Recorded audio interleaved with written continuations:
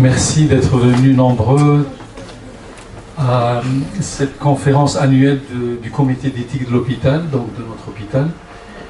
Et je suis sûr que vous allez apprécier cette conférence. Alors si c'est possible de ne pas oublier de rallumer votre GSM à la fin de la conférence. C'est pour que on ne soit pas dérangé, pour ne pas être déconcentré pendant la conférence. Alors, moi je dis que je vous promets que ça va vous intéresser, comme j'ai dit, et ça vous concerne. Ça concerne notre travail, donc la profession, ça concerne la vie de famille, et ça concerne aussi autant que terrien, autant qu'être humain qui vit sur Terre. Donc cette conférence, elle va être donnée par Monsieur Frédéric Tessmann, qui nous vient du Luxembourg. Il est belge. Alors il est quoi? Il est informaticien. Il a été informaticien pendant 25 ans. Et puis il a fait aussi la finance, il a fait les ressources humaines. Il est coach, concepteur de formation, formateur, et promeut l'écologie humaine et l'intelligence relationnelle au service de la performance. C'est très, très compliqué et tout ça, mais je suis sûr qu'il va expliquer tout ça. Il intervient également au centre pénitentiaire et est membre de notre comité d'éthique depuis 1 an. Et il est aussi l'auteur de différents livres et articles. Donc si vous voulez parler avec lui après la conférence, vous pouvez, il est vraiment gentil. Et il peut vous expliquer beaucoup de choses encore. Alors donc voilà. Alors avant de commencer, je voulais vous dire, parce que l'éthique qu'on fait depuis 4 ans, Sonia, où est-ce qu'elle est? Oui, donc 4 ans qu'on fait l'éthique. Moi, en tout cas, ça fait la 4e année que je fais l'éthique. 3 ans, j'ai fait de façon superficielle. Depuis 1 an, un peu plus intensivement. Et voilà ce que j'ai compris, avant de donner la parole à Frédéric. Voilà ce que j'ai compris de l'éthique. C'est vraiment difficile de comprendre l'éthique. Alors voilà ce que je vais vous lire, comment j'ai compris ça. L'éthique est le lieu où on se rapproche de soi pour pouvoir travailler sur une faille. D'accord? Ça c'est important de comprendre ça. Donc, alors, je dirais encore autrement les choses. L'éthique, c'est le moment où un événement, une situation, une question nous sort de notre état d'inertie, de notre mécanicité, de notre routine et nous met devant nos limites, devant ce qui semble impossible, devant l'indécidable.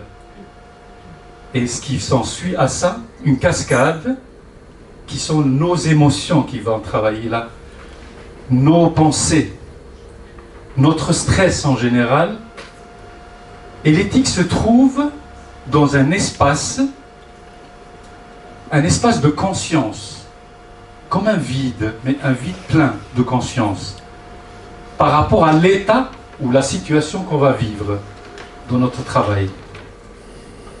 L'éthique commence quand on se trouve devant cet inconnu qui nous donne l'occasion de prendre une décision pour répondre à la situation, mais non pas mécaniquement, mais plutôt sur base de considération de nos valeurs, qui nous font tendre vers le bien pour soi, pour l'autre et pour les autres, et comme dit Frédéric, et pour tout le système auquel appartient le sujet qui nous pose souci. L'éthique est plutôt la façon d'agir consciemment dans une situation où le bien, pour le bien, dans le non-nuire, avec compassion et sans discrimination. L'éthique n'est pas quelque chose de spontané, ça c'est important. mais c'est un effort, une volonté, une action consciente et la plus authentique possible pour évoluer vers le mieux. C'est un processus de transformation, de l'évolution d'une situation qu'on vit et qu'on accueille sans condition. Alors, juste pour résumer ce que Paul Ricoeur dit à propos de l'éthique, en une phrase, c'est comme la visée de la vie bonne pour soi et pour les autres dans une institution juste. Voilà, cette conférence va être filmée pour qu'on la mette dans YouTube, peut-être pour ceux qui veulent la regarder encore une fois, pour encore mieux comprendre peut-être ce que Frédéric va nous donner comme sujet. Merci Hamid. Bonjour à tous, bonsoir à tous, très heureux d'être avec vous ce soir. Et nous allons donc parler aujourd'hui du prendre soin des soignants. Sujet important quand même. Et tout à l'heure, on avait une conversation avec madame, là, et elle nous disait, si on ne prend pas soin des soignants, un jour, il n'y aura plus de soignants pour s'occuper des patients. Donc, sujet extrêmement important. Et je suis vraiment ravi qu'Hamid et les membres du comité d'éthique aient accepté de mettre ce sujet à l'ordre du jour. Alors, je suis aussi intéressé en tout cas, je vous propose ce soir de regarder cette notion du prendre soin sous l'angle de la culture de l'entreprise ou sous l'angle de l'organisation. Et on l'a abordé au sens plutôt de l'hôpital. Donc on ne va pas nécessairement parler des relations directes entre patients et soignants pour l'instant, même si on aura un moment d'échange tout à l'heure pour ceux qui auraient des questions. Et cette culture d'entreprise, on a ajouté le mot culture consciente. Et le conscient, et Hamid l'a rappelé dans son introduction, cette conscience est extrêmement importante. Et ce n'est pas la conscience morale, comme on peut l'entendre, qui nous dit ce qui est bien, ce qui est mal.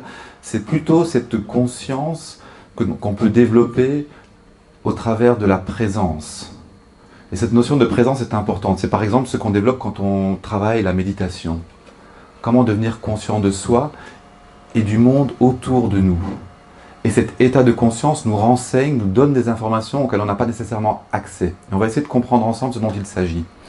Alors cette approche ou ce regard que nous allons porter aujourd'hui sur ce prendre soin des soignants s'appuie sur une approche qu'on appelle l'écologie humaine. Et l'écologie humaine, elle repose sur 4 grands piliers. Et le premier pilier, c'est conscience de soi et connaissance de soi.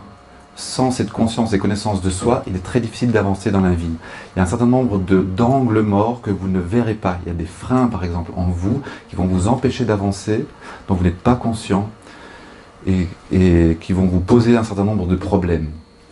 Le deuxième pilier, c'est la connaissance de l'autre et de la relation à l'autre. Et il se joue quelque chose de vraiment important dans la relation à l'autre. Et il est vraiment intéressant de se pencher sur ce sujet, de voir qu'est-ce qui se passe là entre moi et l'autre, et comment l'autre fonctionne. Troisième pilier, c'est la connaissance des autres, des dynamiques relationnelles dans le groupe, qui sont encore un peu différentes de la relation à deux. Et le quatrième pilier, c'est la connaissance des systèmes. Et le premier système, c'est l'organisation dans laquelle nous sommes, donc l'hôpital par exemple, mais c'est aussi la ville dans laquelle je travaille, ou la famille dans laquelle je me trouve, et au sens un peu plus large, la région dans laquelle je me trouve, et comme Hamid le citait de façon assez intéressante, c'est aussi la planète sur laquelle nous nous trouvons. Et aujourd'hui, j'espère que vous pourrez repartir avec des outils pour prendre soin de vous, pour prendre soin des autres, et prendre soin des systèmes. Et peut-être que ces outils ou ces éclairages vous donneront un nouveau regard, et pourront, pour ceux qui sont dans ces métiers, apporter des éléments constructif pour avancer d'une nouvelle façon. Alors, on va vous partager aujourd'hui quelques exemples et quelques cas que nous vivons. Et le premier exemple, c'est la structure Cohérence. Cohérence est l'entreprise que j'ai eu la chance de co-créer il y a déjà maintenant 2 ans, avec plusieurs personnes à Luxembourg, mais aussi en Belgique et en France. Et Cohérence est d'abord une sorte de laboratoire. Et bon, on a par exemple décidé de ne pas avoir de chef. Alors vous imaginez une structure sans chef. Il y en a certains qui disent c'est pas possible. Ça fait 2 ans qu'on fonctionne sans chef. Et ça marche très très bien. Il y a des organisations beaucoup plus grandes que nous, de milliers de personnes qui fonctionnent sans chef aujourd'hui. Et ça marche très très bien. Ça peut choquer les esprits, et pourtant on a aujourd'hui des références de ces sujets et on connaît les conditions pour bien installer ça. Alors Cohérence, c'est aussi une entreprise, ou en tout cas une équipe, où on a décidé de travailler avec un certain nombre de valeurs. Transparence, solidarité, et aussi nous avons un code éthique, une déontologie assez engageante, qui fait que chaque personne va se mouiller assez bien et accepte et décide de se transformer elle-même pour pouvoir amener cette transformation là où elle va. Parce qu'on considère qu'il faut être congruent dans l'approche. On ne peut pas simplement parler des choses qu'on a entendues quelque part, il faut les incarner. Et ce qui fait la différence aujourd'hui, c'est principalement ça. Alors avant de continuer, j'aimerais vous remercier.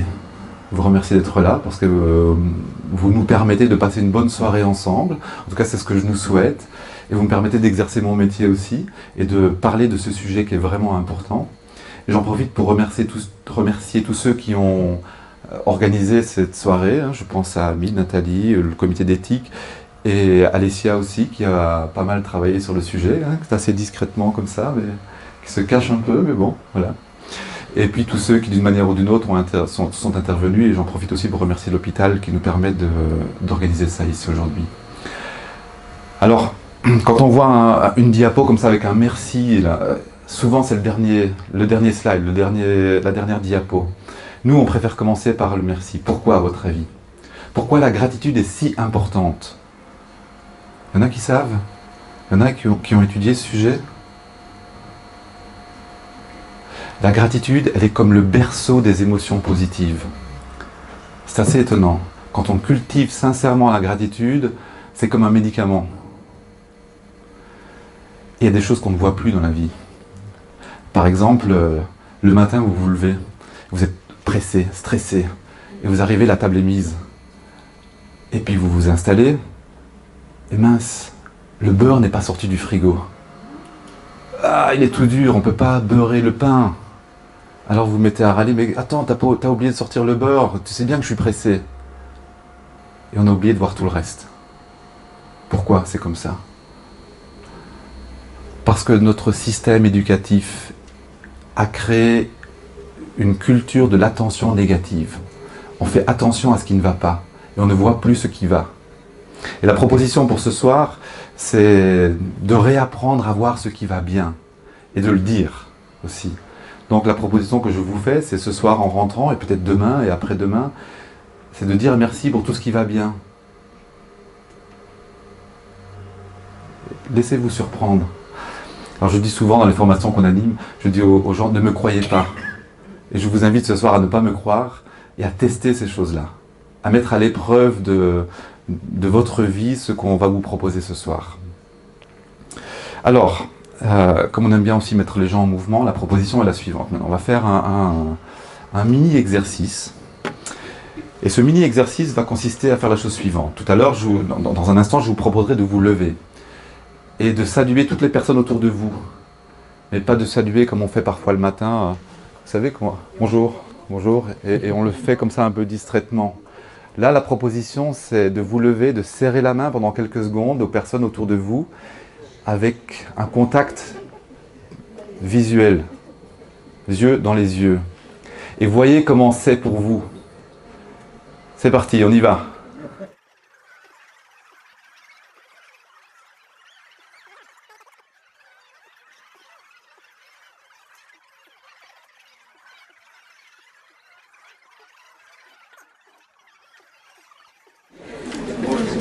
Vous avez entendu? Là, l'atmosphère, là. Il y en a qui ont chaud un peu, là. Qu'est-ce qui se passe? Bizarrement, l'énergie commence à circuler. On était assis, tranquillement, un peu passif, et tout d'un coup, il se passe quelque chose. Cette notion de connexion est vraiment importante. On va parler de ça pendant l'heure qui vient. Et je voudrais partager avec vous une anecdote. Une anecdote liée à... Il est sympathique, le petit garçon, là. Une anecdote assez ancienne. Il y a une vingtaine d'années, j'avais suivi une formation de parents ici en Belgique. Et dans cette formation de parents, on avait appris à se connecter à nos enfants pour qu'ils nous écoutent, pour qu'ils soient un peu attentifs. Et comment ils sont attentifs? Mais il faut que les parents soient dans l'attention. Pas dans la tension, dans L apostrophe attention. Ce qui est totalement différent. Et donc un jour, après avoir appris ça aussi à nos enfants, à l'avoir expérimenté quelques fois avec eux, ils avaient évidemment très vite compris. Et donc je passe devant la porte du salon et je vois ma plus jeune fille, elle avait 4 ans à l'époque, qui avait étalé tous ses jeux dans le salon, comme ça arrive souvent quoi, dans toutes les familles. Et puis je lui dis en passant, ah, ce serait bien que tu ranges tes jouets parce que bientôt il y a des invités qui arrivent et donc on a besoin de la place. Pas de réponse. Moi j'étais déjà presque parti comme ça. Bizarre, je reviens en arrière et là je fais vraiment un pas dans le salon. Je dis, oh, tu m'as entendu? Pas de réponse. Alors qu'est-ce que je fais? Je m'approche évidemment d'elle. Et là, elle me fait comme ça. C'était une bonne leçon pour moi. Ça veut dire que je n'avais pas été vraiment congruent. C'est-à-dire que les enfants nous rappellent ce qui est essentiel. Quand on est un peu attentif à eux, on voit ça. Ils sont capables de faire ça. L'attention est la clé. Et j'aime bien écrire les 2 mots parce que je pense que dans les cours de management, dans les bouquins de management, il doit y avoir une erreur de typo quelque part. Parce qu'il y en a encore aujourd'hui qui pensent que l'attention est un outil de management. C'est faux. Ça ne marche pas. C'est un outil qui a un prix. Et le prix est la destruction du système, des individus et du système au sens large. Alors, maintenant on va faire un test. Et la proposition est la suivante. Si sur les mots qui vont apparaître à l'écran, vous voyez des choses qui sont complètement absentes de votre vie professionnelle, pour vous ou dans votre entourage proche, levez la main bien haut que je le vois. Okay? Donc si vous voyez des choses complètement absurdes qui n'existent pas dans votre environnement professionnel, levez la main bien haut qu'on sache que je vois ce qu'il en est. Donc moi je vous regarde et vous regardez l'écran. Ok? C'est parti.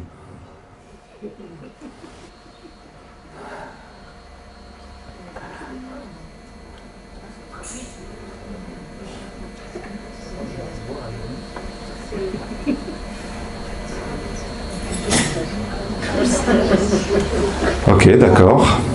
Donc personne n'a levé la main, si, un peu.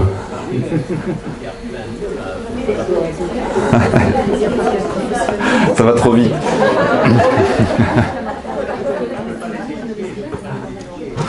Non. Il n'y a pas que le professionnel, c'est dans la vie de tous les jours. Et c'est aussi dans la vie de tous les jours. Mais en tout cas, aujourd'hui on va parler de la vie professionnelle, mais malheureusement c'est aussi dans la vie de tous les jours. Comment ça se fait, quoi? Comment c'est possible qu'on vive dans des environnements comme ça? Est-ce que nous sommes condamnés à vivre ça tous les jours? Est-ce qu'on ne peut pas faire mieux que ça? Bon, le problème, c'est que des environnements de travail où on trouve tous ces mots, ça a des conséquences néfastes sur chaque individu qui vit dans ces environnements. Et juste un petit éclairage rapide, un peu simpliste peut-être, mais quand même intéressant, au moins d'un point de vue pédagogique. C'est que ces mots, ces environnements de travail qui sont un peu toxiques comme ça, ils sont générateurs de cortisol. Alors le cortisol et la dopamine sont deux substances intéressantes dans la vie. Le cortisol répété, vous savez ce que ça veut dire, hein? Il y a des médecins parmi vous. Stress chronique. Quelles sont les conséquences de la présence de cortisol tous les jours? Il y en a plein. Les effets du stress, on les connaît. Hein? Diminution de l'efficacité du système immunitaire, fatigue, parce que le sommeil est perturbé, et ainsi de suite. Donc c'est destructeur en réalité. Et la dopamine, qui est une hormone assez sympathique, puisqu'elle nous permet de bouger, de nous mettre en mouvement, ça c'est l'hormone qui nous permet de fixer des buts, qui nous permet de manger aussi, hein, parce qu'elle nous incite à nous bouger pour manger. Et la dopamine est extrêmement addictive. Et quand elle n'est pas contrebalancée par d'autres hormones, on va avoir des problèmes. Ce qui veut dire que les environnements de travail aujourd'hui, chez la plupart des gens, et parfois dans nos vies privées aussi, sont devenus des environnements toxiques. C'est comme si tous les jours, on allait manger au restaurant une nourriture un peu avariée. Vous imaginez ça? Vous feriez ça, vous? Pas vraiment. Et pourtant, c'est ce qu'on accepte de faire en allant travailler dans des environnements toxiques. Comment c'est possible? Alors, le problème n'est pas que local et n'est pas que dans nos organisations, ou en tout cas que dans nos régions. Il y a des chiffres qui parfois parlent encore un peu mieux. Et récemment, j'ai trouvé des chiffres de l'OMS qui sont des chiffres de 2015 et qui sont encore des chiffres actuels en 2017 malheureusement. Dans le monde, voilà le nombre de suicides recensés. Et certains disent que le nombre de suicides non recensés est encore bien plus important. Voilà le nombre de décès recensés, guerre, terrorisme, homicides et catastrophes naturelles cumulées. De quoi nous parlent les médias? De terrorisme, de catastrophes naturelles, de temps en temps d'homicides et de temps en temps de guerre. Où est le problème? Pour chaque suicide, il y a au minimum 20 tentatives de suicide. C'est-à-dire que les chiffres que vous avez en bleu doivent être au moins multipliés par 20 pour comprendre, sentir un peu le malaise dans lequel nous vivons. C'est quand même la folie, quoi.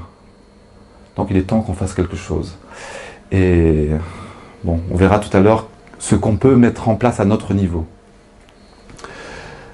Alors si on regarde la situation à partir du haut de la pyramide, c'est pour ça qu'on a mis une vue aérienne comme ça, si je me place en tant que responsable d'entreprise et que je regarde l'entreprise dans laquelle je travaille, ou que je me place comme un consultant extérieur qui regarde l'entreprise, qu'est-ce que je vois? Je vois des engagements. Aujourd'hui, la plupart des entreprises subissent un fort désengagement. C'est quoi des personnes désengagées? C'est des personnes qui viennent physiquement faire leur boulot, parce qu'elles trouvent qu'il faut le faire pour gagner son salaire à la fin du mois, mais qui émotionnellement ne sont pas là, ne sont pas disponibles, ne sont pas engagées. Elles font le service minimum, parce qu'elles en ont jusque-là, pour une raison ou pour une autre. Parfois c'est des raisons personnelles et parfois c'est des raisons liées à l'organisation elle-même. Alors on voit aussi perte en compétitivité quand on est chef d'entreprise.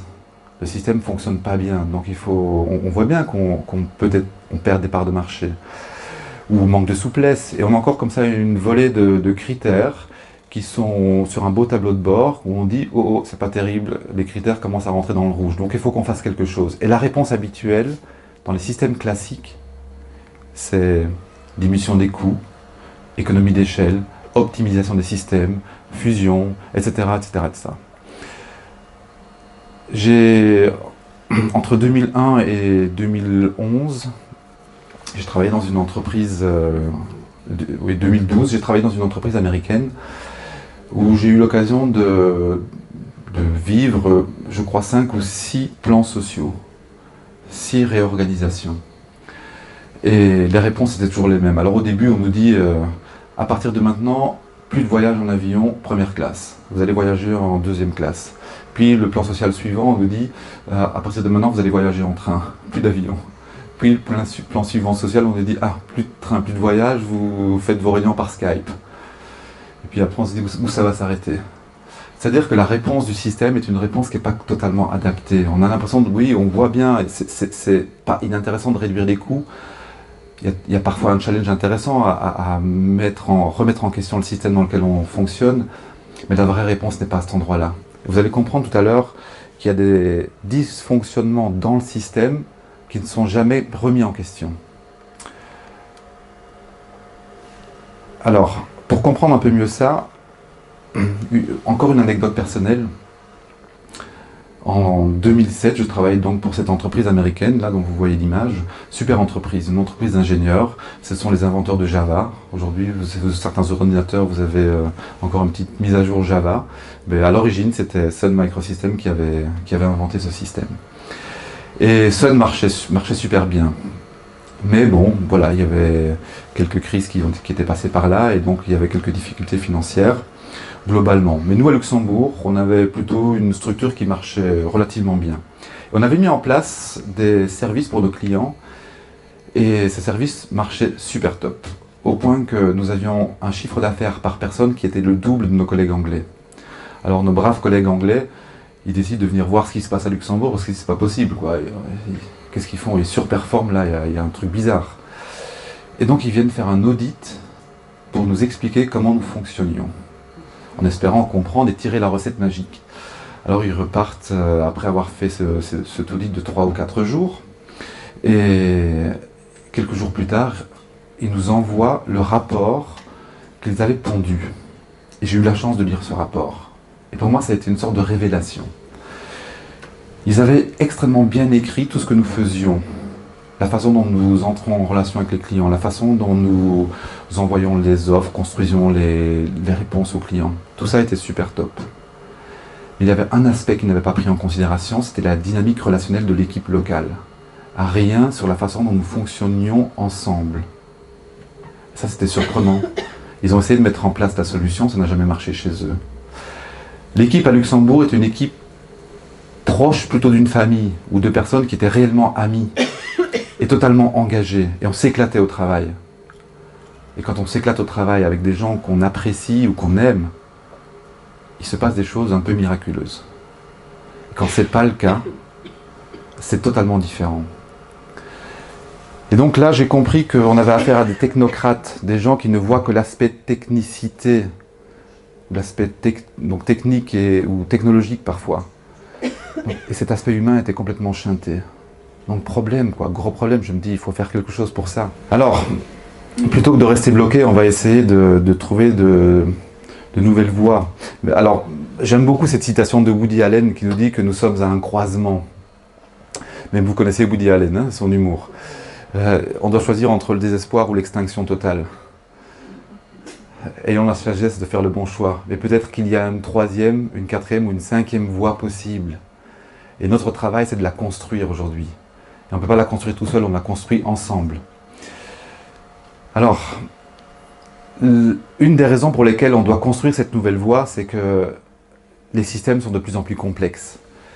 Et aujourd'hui, un système hiérarchique traditionnel, vous savez, avec le système pyramidal simple, ne suffit plus parce que la tête qui dirige devient un goulot d'étranglement. Et Frédéric Laloux citait un exemple extraordinaire qui se passe aux Pays-Bas et que j'aimerais citer dans le contexte ici. Vous avez peut-être entendu parler de Buurtzorg, un organisme aux Pays-Bas de soins à domicile.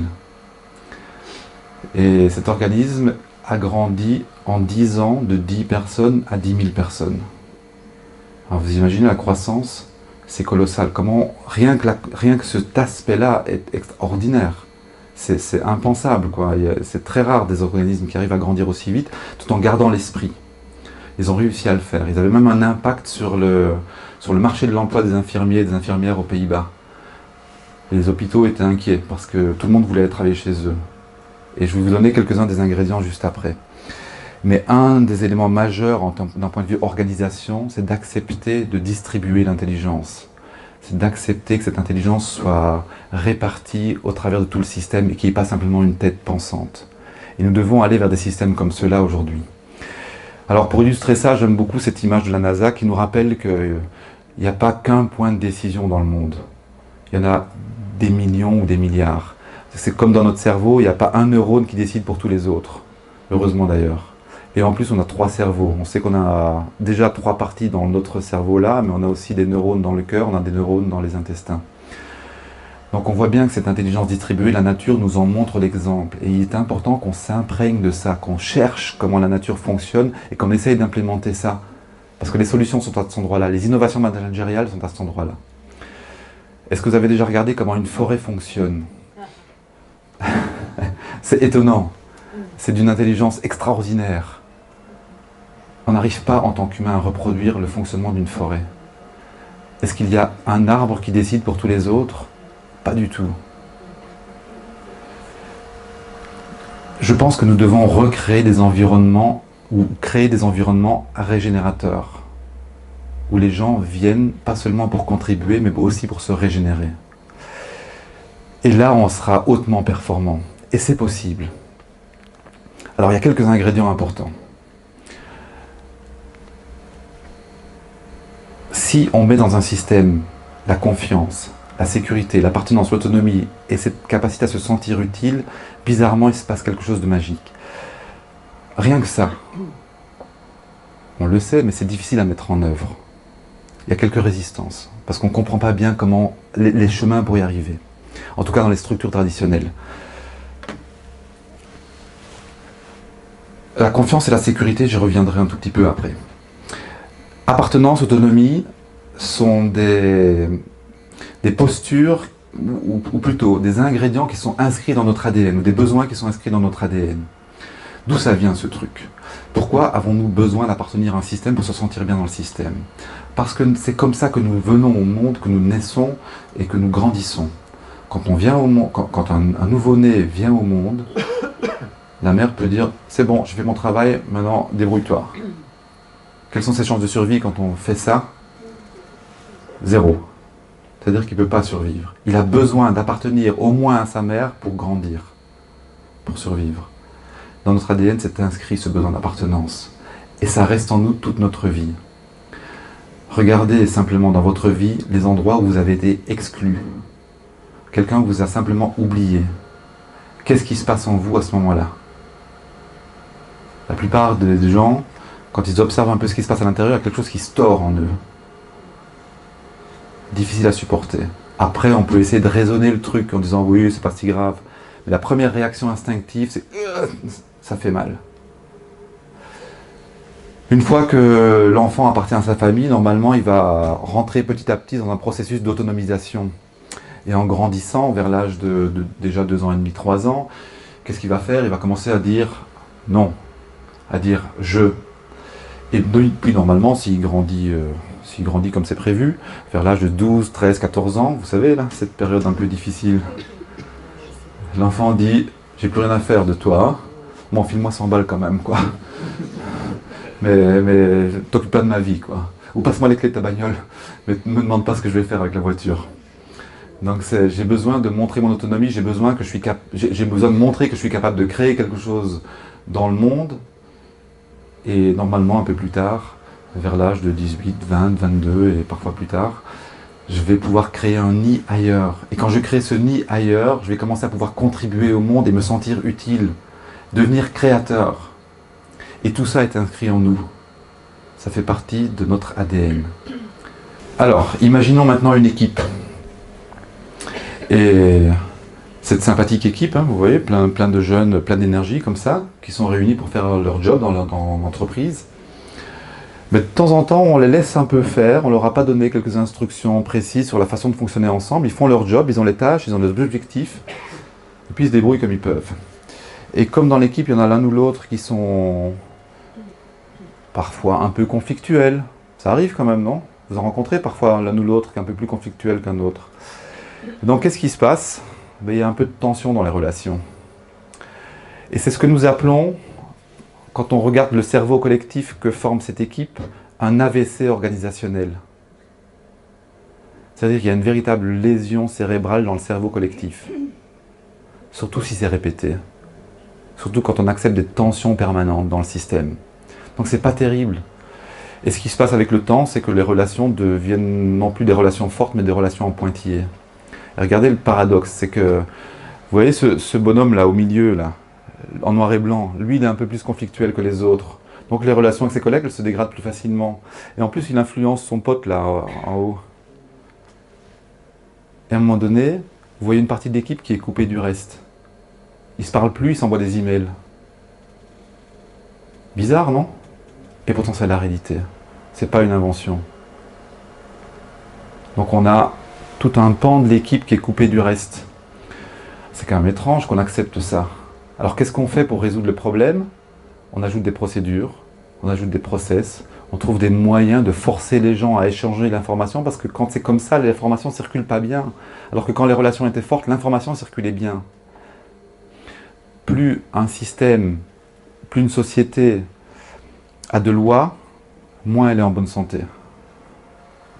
Plus une entreprise a de procédures, de process et de règlements, moins c'est une entreprise qui est en bonne santé. Vous voyez le paradoxe? Plus les relations sont fortes, moins il y a besoin de procédures. Ça ne veut pas dire qu'il n'y en a pas besoin. Les procédures sont importantes. Mais il y a un certain nombre de choses qui sont faites tranquillement par les relations que personne ne voit.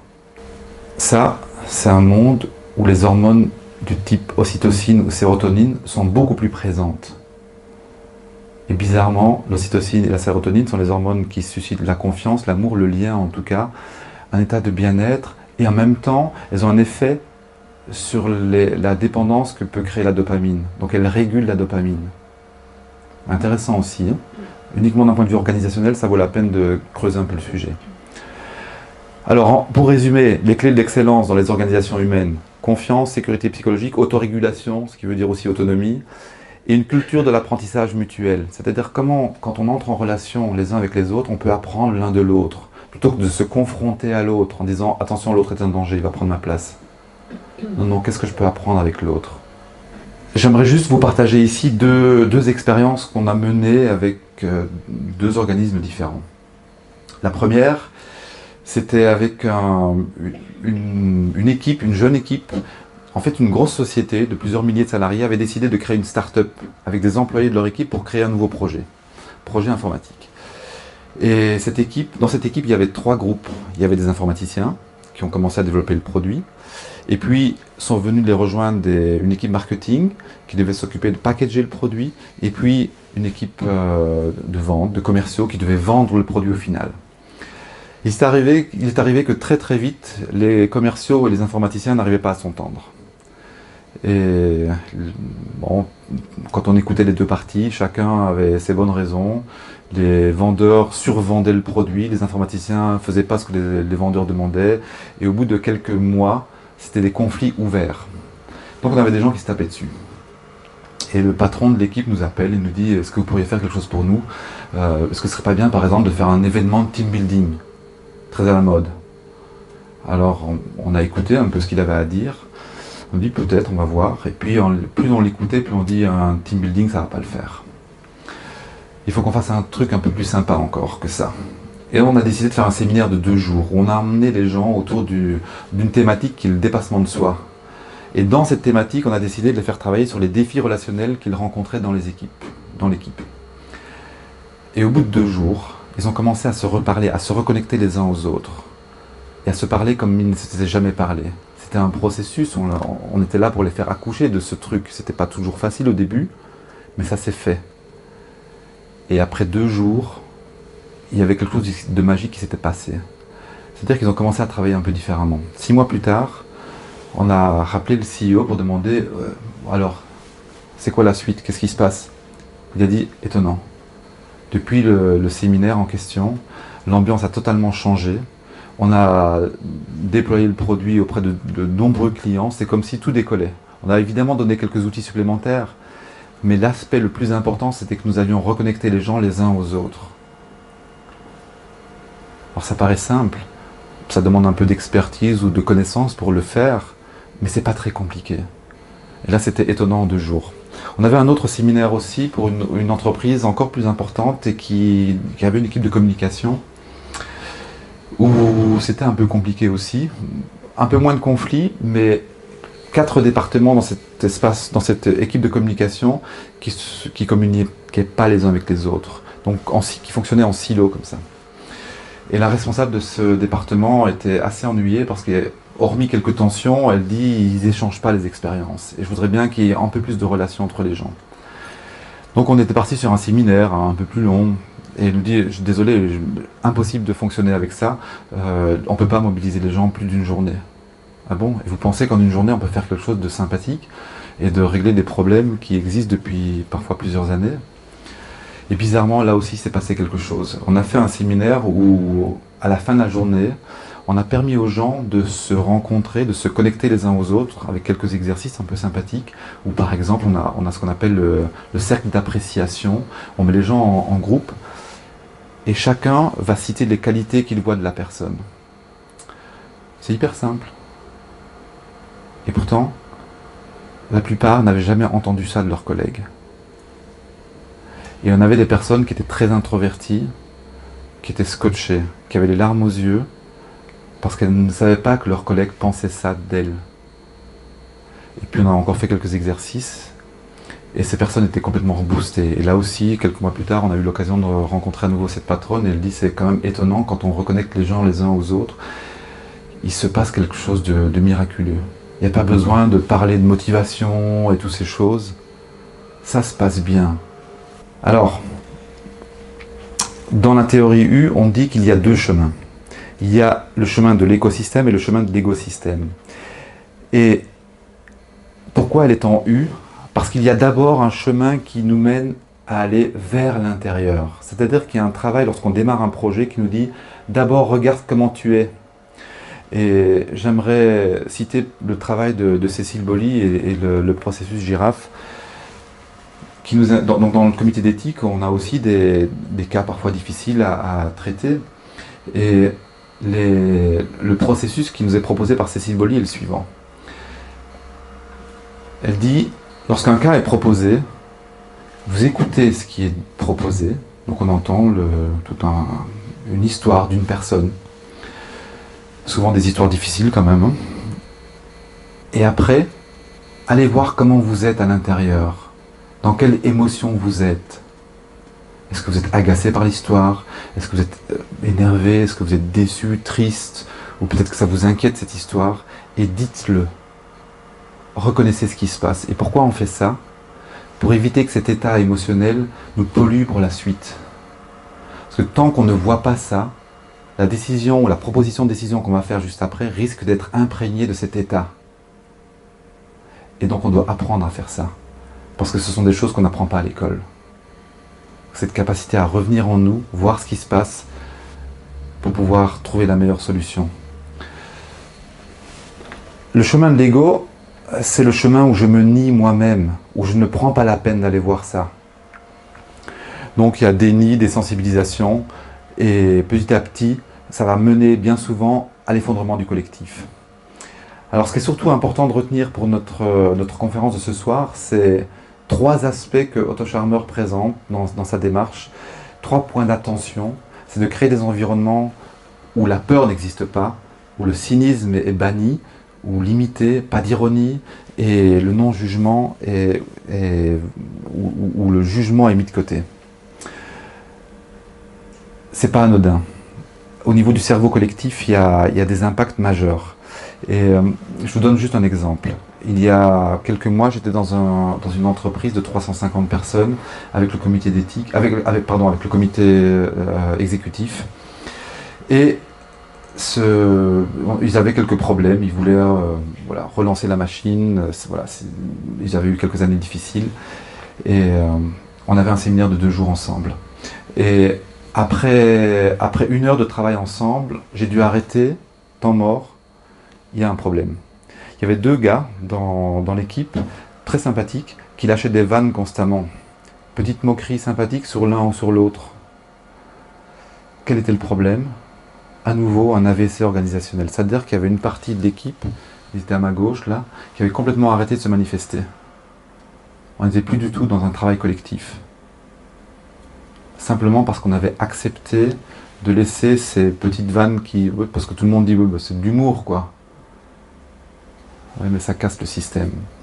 Et tant qu'on accepte ça dans les systèmes diminuent l'intelligence globale. Donc notre travail, c'est d'être vigilant sur ce point-là, ou sur ces points-là. Alors ça demande une triple attention. Attention à vous-même, évidemment, mais pas que, parce que si vous n'êtes attentif qu'à vous-même, ça devient de l'égocentrisme. Attentif aux autres et attentif au système. Et la durabilité et la performance durable est au centre de ces 3 aspects. C'est pour ça qu'on parle de triple A ou de triple attention, et c'est un clin d'œil au monde de la finance qui dit que les meilleures entreprises dans lesquelles vous pouvez investir sont des entreprises triple A. Et nous, on dit les systèmes dans lesquels vous pouvez investir, c'est des systèmes dans lesquels les gens sont attentifs à eux-mêmes, sont attentifs aux autres et attentifs au système dans lequel ils fonctionnent. Alors je voudrais vous proposer un micro-exercice encore. Est-ce que vous accepteriez de fermer les yeux ? Juste quelques secondes, c'est pas dangereux.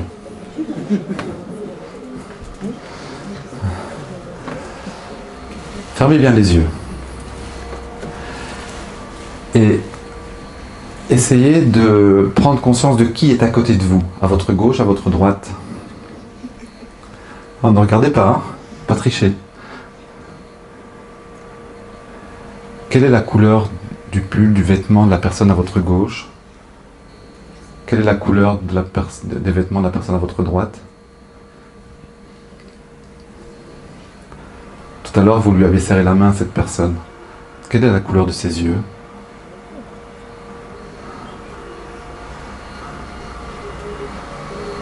Quelle est la couleur de ses cheveux?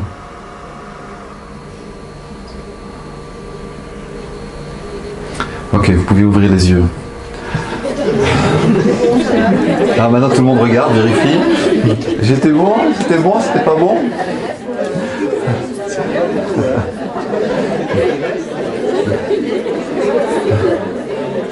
Bon, qui avait tout bon? Ok, une petite minorité quand même, c'est pas mal. C'est pas mal. Trouver ce qui en nous ne vieillit jamais. Et probablement que c'est une excellente définition de la conscience aussi, de notre propre conscience. Alors, la proposition maintenant, c'est d'aborder un certain nombre d'outils, d'éthique personnelle d'abord, rapidement comme ça brossé, qui vont vous permettre de développer votre propre résilience. Et le premier outil, c'est la relation à vous-même. Quelle est la relation à vous-même? Ça veut dire quoi ça? Il y en a qui savent? Quelle relation avez-vous à vous-même? Est-ce que vous connaissez vos propres freins? Est-ce que vous vous acceptez comme vous êtes, avec vos ombres? Ou pas? Est-ce que vous acceptez facilement vos défauts? Pas si simple, hein? Est-ce que vous vous connaissez bien? Encore un autre axe intéressant à creuser, où les gens se reconnectent les uns aux autres. Et si vous partez avec une idée ce soir, ce serait peut-être cette idée de reconnexion, se reconnecter les uns aux autres. Et on approche de Noël, donc peut-être profiter de cette opportunité pour vous reconnecter à tous ceux avec qui vous êtes un peu moins connectés. Alors, comme on parlait de système humain, il est intéressant aussi d'aborder l'approche éthique de groupe. Quels sont les outils qu'on peut utiliser lorsqu'on parle plutôt des systèmes et des équipes? D'une part, codéfinir un cadre relationnel. On le dit, on le répète souvent, on le fait dans toutes nos formations. Et à la fin de toutes nos formations, les gens disent « c'est bizarre, c'était sympa, les relations se passent super bien, je ne connaissais pas les gens, et j'ai découvert des trucs remarquables. » Et ça marche bien parce qu'on définit un cadre dès le départ. Et sur l'image, vous voyez qu'il y a un monsieur qui parle là, qui est avec le flip chart, et d'autres personnes qui lèvent la main.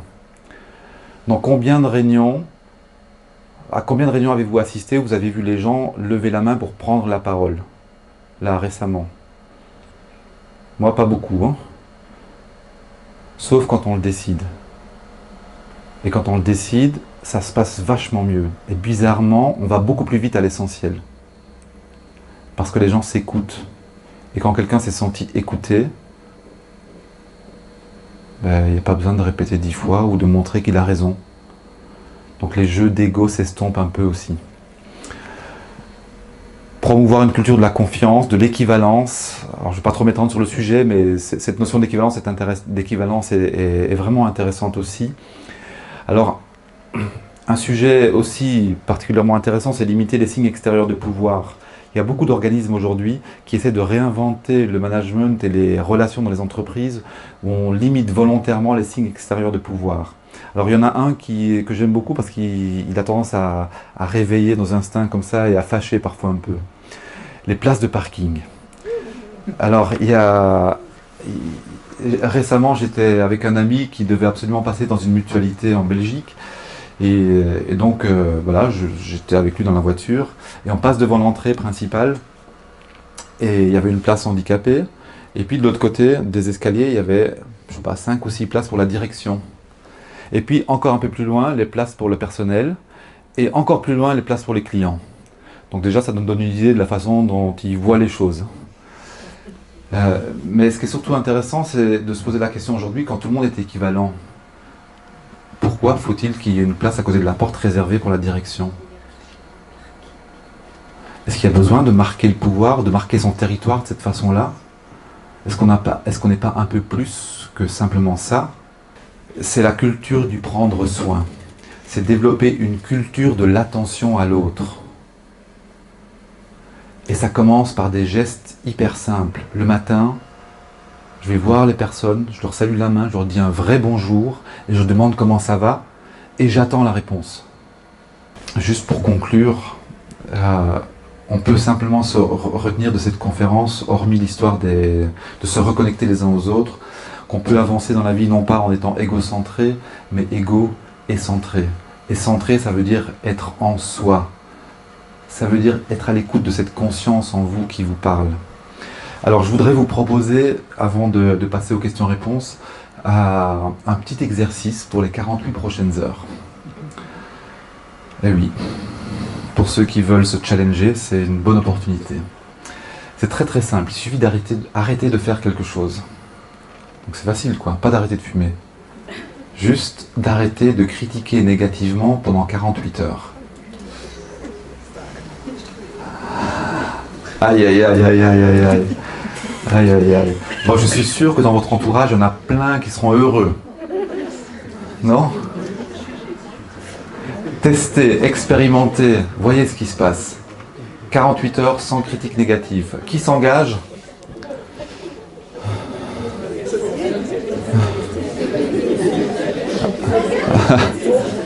Qui s'engage pour le challenge de 48 heures sans critique négative? Yeah, super. Bon, là, c'est génial parce que ça veut dire que nous allons améliorer le monde directement. Hein. Donc, merci à vous pour ça. Et merci pour votre écoute. Vous savez, notre façon de regarder le monde, c'est une façon filtrée. C'est comme si nous regardions le monde avec une lampe de poche et que nous ne voyons que la partie que la lampe peut éclairer. Et notre travail consiste à essayer de voir un peu plus large que la lampe. Ou peut-être d'élargir le focus de la lampe ou d'utiliser plusieurs lampes. C'est pour ça que c'est important de travailler avec d'autres humains qui vont nous donner d'autres éclairages. Et l'exemple que je partageais avec Hamid hier, parce qu'on devait manger un petit dessert ou quelque chose comme ça, donc j'avais une petite cuillère en main, et je dis à Hamid, je dis regarde, tu vois, j'ai une petite cuillère, et si on se rappelle de nos cours de physique, qu'est-ce qui fait que la cuillère tombe par terre? Il me dit, ben, c'est la gravité de Newton. Je dis oui, ça c'est une façon de parler qui est juste, mais qui n'est pas complète. Donc la cuillère tombe, oui, c'est la faute de Newton. Et c'est parce qu'on l'a lâché aussi. Une autre raison, c'est qu'on l'a lâché. Mais regardez, le problème, c'est que nous apprenons à parler de façon un peu trop réductrice. Quand j'arrive en retard à une réunion, qu'est-ce que je dis? J'ai été retenu dans une autre réunion. Mais non, ça c'est pas que la vérité. C'est j'ai accepté aussi de rester coincé là, ou j'ai peut-être oublié la réunion. Je le dis pas. Quand les gens arrivent en retard au boulot, qu'est-ce qu'ils disent? La circulation, quoi, enfin. Mais est-ce que je parle de mon réveil? Est-ce que j'ai pris la peine de me lever 10 minutes plus tôt aujourd'hui ou pas? Ça, c'est pas pris en considération. Donc on a une façon de voir la vie qui est un peu réductrice. Et notre travail, c'est aussi de voir de façon beaucoup plus large. D'apprendre à regarder de façon beaucoup plus large. C'est ce qu'on essaie dans le comité d'éthique, par les regards des uns et des autres, d'élargir le débat. Et nous avons beaucoup à gagner lorsqu'on essaye d'apprendre à regarder la vie à partir des yeux des autres. Voilà, merci beaucoup à vous.